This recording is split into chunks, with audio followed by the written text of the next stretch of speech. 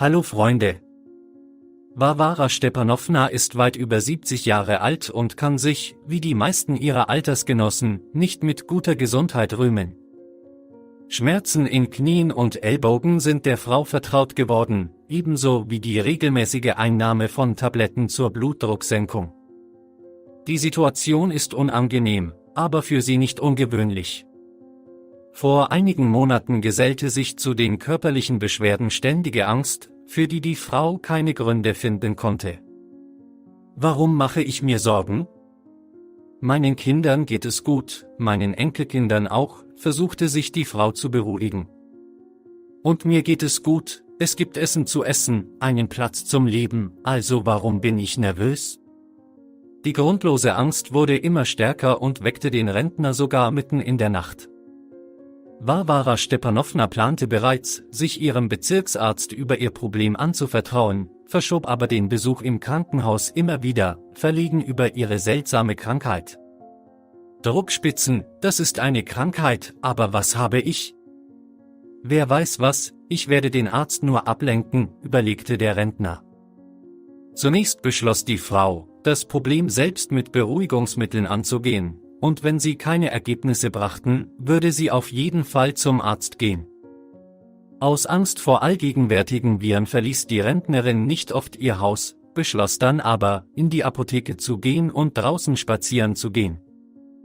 Warwara Stepanowna ging durch die Innenhöfe zur Apotheke, in deren Erdgeschossen längst Geschäfte und Friseursalons anstelle von Wohnungen eingerichtet waren. In der Nähe eines solchen Ladens sah die Frau eine Kiste, aus der zwei kleine Kätzchen sie ansahen. Die Kätzchen versuchten sich zusammenzudrängen, um sich warm zu halten, aber gleichzeitig überwand sie die Neugier und sie spähten ständig aus der Kiste. Wie konnten sie so kleine der Kälte aussetzen, dachte die Frau wütend. Sie werden die Nacht nicht überleben, sie sind so winzig. Die Stimmung der Frau verschlechterte sich, aber sie setzte ihren Weg fort. Auf dem Rückweg ging die Rentnerin mit ihren Einkäufen, Beruhigungstabletten und Kamillentee spazieren. Die Kiste mit den Kätzchen war noch da. Warwara Stepanowna versuchte, die Kleinen nicht zu bemerken, aber ihre Augen erfassten unwillkürlich die Bewegung in der Kiste. Das Gefühl der Angst, das fast zur Gewohnheit geworden war, kehrte zu der Frau zurück. Die Rentnerin widerstand ihrem Impuls eine Weile, holte dann aber beide Kätzchen aus der Box und steckte sie unter ihren Mantel, um sie zu wärmen.